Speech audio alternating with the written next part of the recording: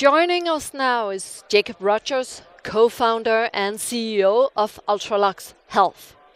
Jacob is a health tech innovator with a passion for applying technology to solve modern health issues.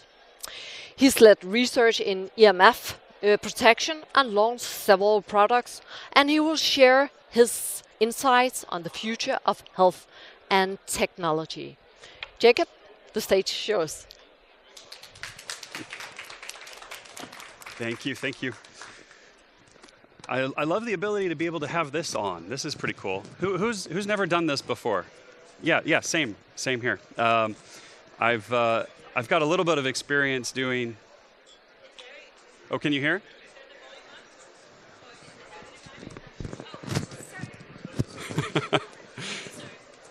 Everybody here okay? Okay, all right, it looks like, all right. So, yeah, as you can see, I'm going to talk a little bit about EMF. There's dangers with EMF that a lot of people aren't aware of. I come from the United States. By the way, this is a beautiful, beautiful country. My goodness, you guys really have something here.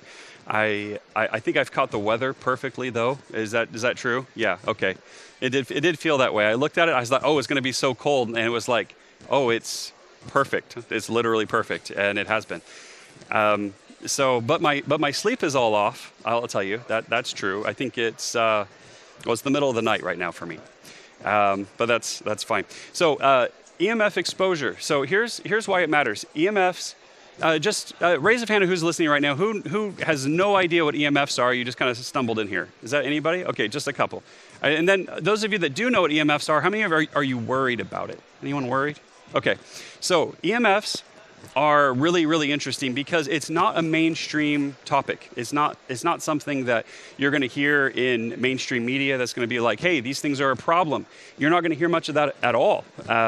What you do have is a lot of people that are downplaying EMFs, and I'll get into the reasons why that's happening very quickly. So I only have a little bit of time. I'm going to try to blast through this, help you guys understand EMFs better, and then I'm out. So we are surrounded by invisible waves. There's natural waves and there's artificial waves. The natural ones are okay, right?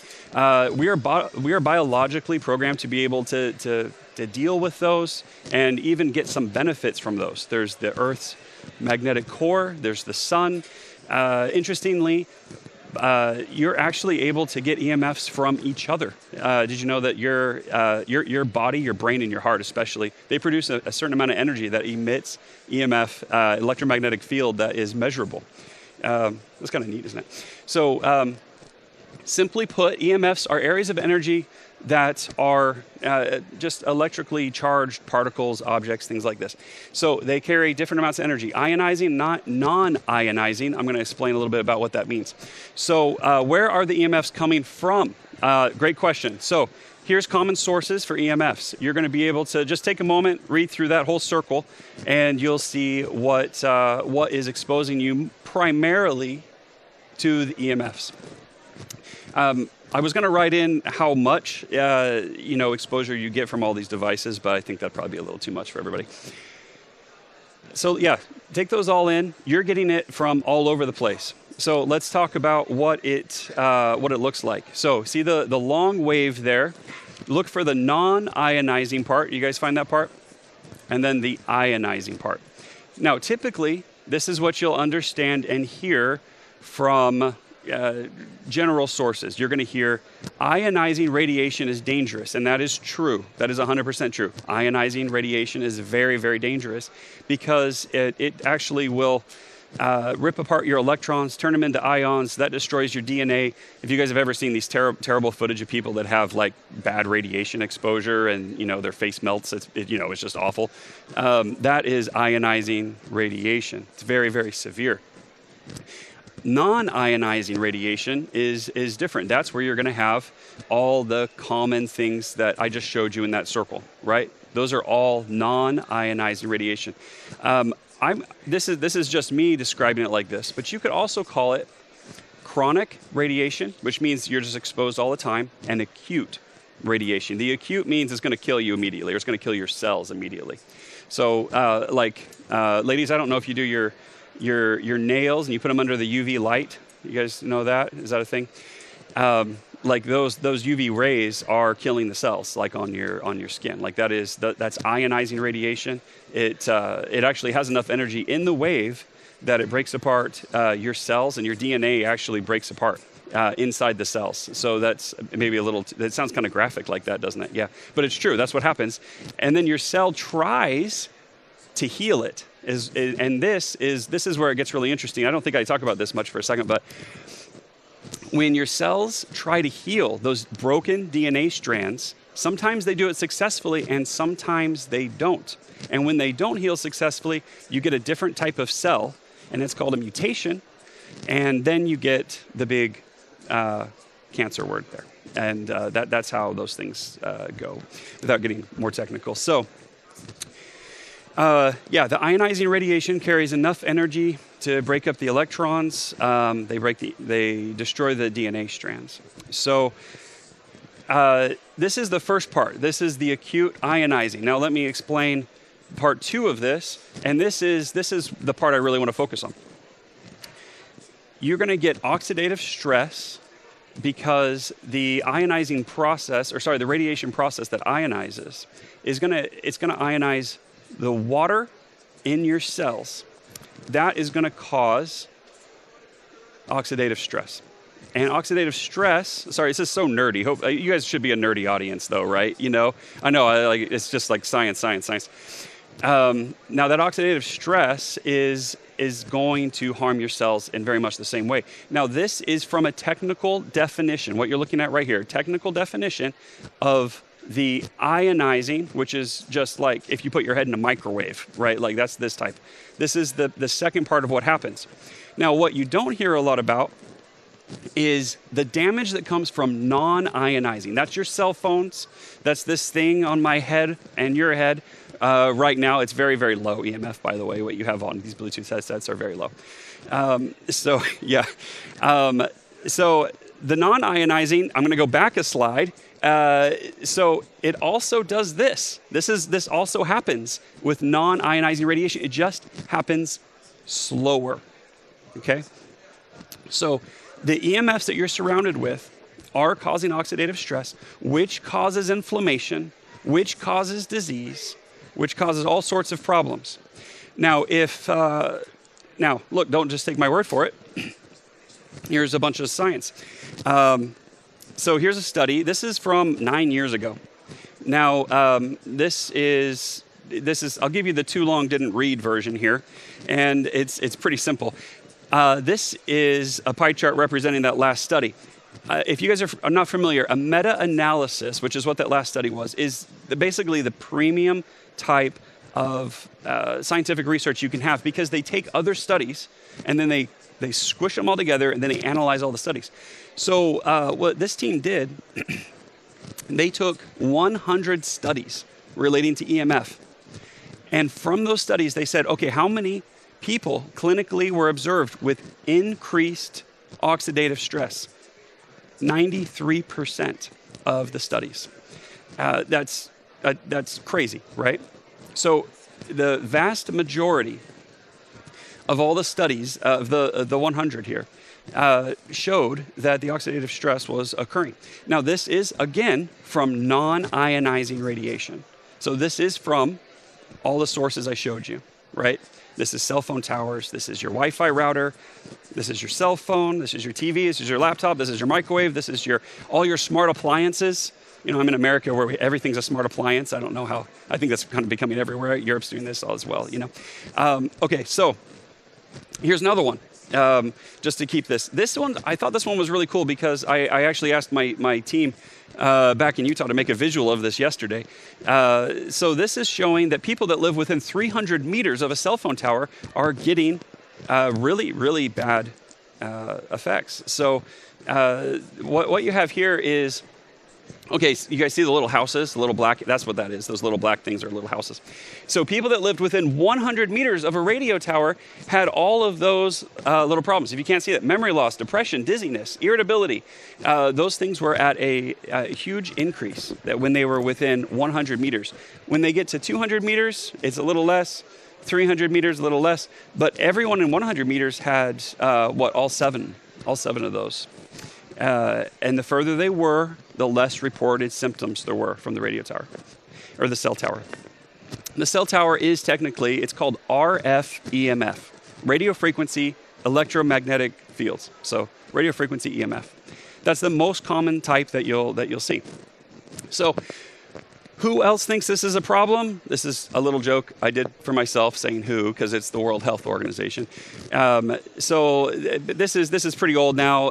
2011, they classified it as a possible carcinogenic. That's the RF EMF that I was just talking about. So group 2B means it very likely will cause cancer. Now, the studies will indicate that it's a little bit more than likely, but there's this strange, I don't understand the inner workings of this, and I'm not a conspiratorial person, but there's a lot of strange response to this, because there are hundreds of studies showing oxidative stress that show biological damage from the low non-ionizing radiation that we're talking about. Here's more data. No, I don't want you to really read this, but you can. These are all studies related to, again, non-ionizing radiation. Is that not enough? Here's some more. I think I threw 15 in here just to demonstrate that there's a lot. But there's hundreds. There's hundreds of these. So why isn't this taken more seriously? Okay, here's the analogy I want to make. I think this is pretty good. I just thought of this last night, and then I wrote it in here. So, okay, vitamin C is great, right? I love vitamin C. It helps me so much. I take it a lot. It boosts my immune system. Now, if you take vitamin C, does it immediately kill pathogens in your body? No, it doesn't. What does it do? It triggers a biological process to reduce oxidative stress. It's a great antioxidant. In the same opposite way, EMFs do not immediately kill cells. They don't, because non-ionizing radiation triggers a process. And in that biological process, you start to get oxidative stress, you start to get disease. Now, for regular ionizing radiation, it just comes in and kills it. There's no denying it. You can watch it in real life. But for ionizing, it's more of a precursor. Just like vitamin C, it triggers a biological process. And in that biological process, you either are helped or harmed, depending on what source we're talking about here. So keep that in mind.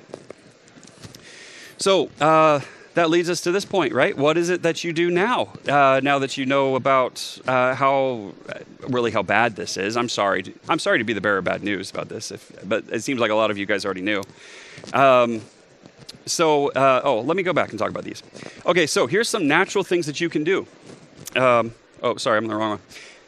Limit your cell phone use. You can bring out the speakerphone. You can put on headphones. Headphones are better than holding a phone to your head. Don't hold a phone to your head, guys. Like, really, don't hold a phone to your head. You will get tumors on the side of your head. There's loads of studies about that. That will happen. It's funny, and I've seen some pictures of this too, of people that use phones a lot right here, or did. Like, it's actually, the funny ones are like the business guys in the 90s, and they had these like big bricks, that they held. It took 2 hands probably to hold, and but they have these big growths, big tumors on the side of their head.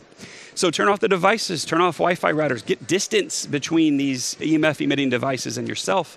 Don't have them next to you while you sleep. They are very, very well known for sleep disturbances. This is a problem. Distance, and then EMF blocking products. So a cool one I've seen, I've got a company that's worked on solutions to this as well, but I don't sell either of these two things, but there's a canopy. It's like a little girl, like princess bed. You guys seen these where you have like a big curtain that comes down and hangs over the bed? It looks very pretty. Well, they have EMF canopies that do that, and it will block out EMFs from external sources. Faraday bags are also really good. You can grab those. There's several people that have those. Throw in your electronics in those when you're not using them. It will turn it off first, because it'll drain the battery trying to connect to a tower that it can't reach. Okay, so I've talked about those, but what I've found is that people are generally not satisfied with those as the solutions, right? I tell you, you can't avoid this. It's going to be all around you no matter what, but put your phone in a Faraday bag and maybe that'll help. Does that feel kind of inadequate to you guys? Like it does to me. It's like, oh, well, that doesn't solve a problem. So I'll be completely honest here. There is no great solution right now. My team, we've been researching a lot. I've been studying this a lot for the last 4 years, very intensely, trying to find solutions. We did have so my company's called Ultralux Health. We are the exclusive distributor of this other company called WaveGuard. WaveGuard does a pretty cool thing. I don't really have time for this story. I'll tell you really, really fast. So Ultralux Health looked at selling, really, WaveGuard technology. It's a little device that creates a field that reduces the strength of EMF. And the very, very first thing we did was we spent, at a time when my company was very young, we spent about $80,000 on a test to get down to the atomic level to see exactly what this product was, what it was doing. We put it in an anechoic chamber, and we made sure it worked. And it did. It did reduce signal strength. And we've been selling it since. And we've been developing some new things, which I would love to tell you about. We have, I've got a mad scientist, as I was just telling someone earlier, back in Utah, and we're creating things that a person can put on their body, like a spray or a lotion, that will be completely harmless, and you'll be able to be protected from EMFs all the time. This product's not out yet, but I hope for it to be out in really soon, actually, the next probably 4 to 6 months would be my suspicion on that. But that one's coming. You can talk to Ultralux Health if you want to know more about that.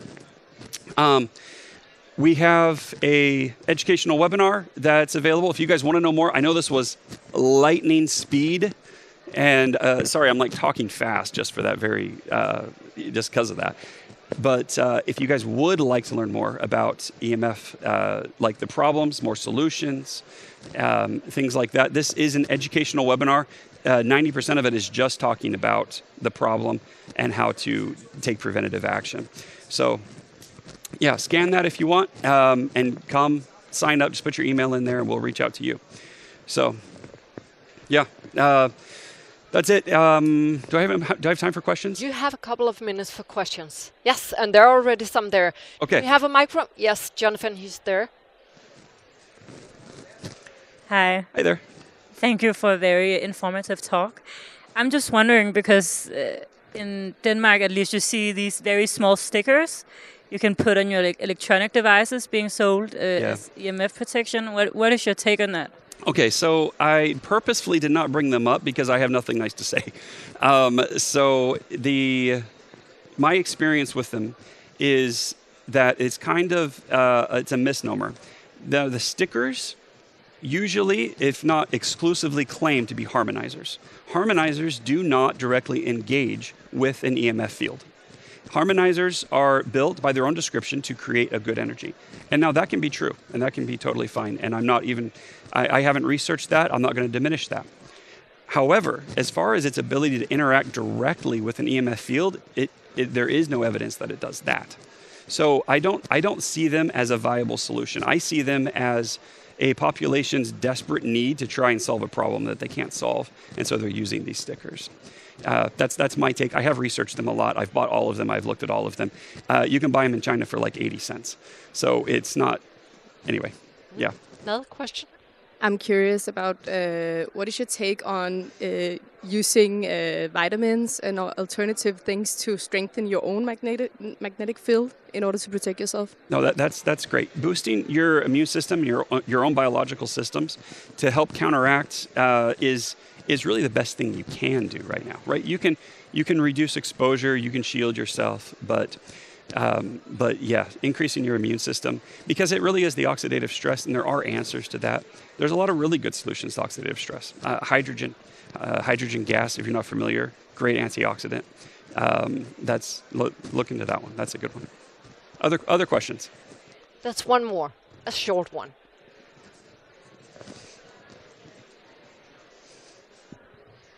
I'm just curious about what the authorities are saying about all of these studies.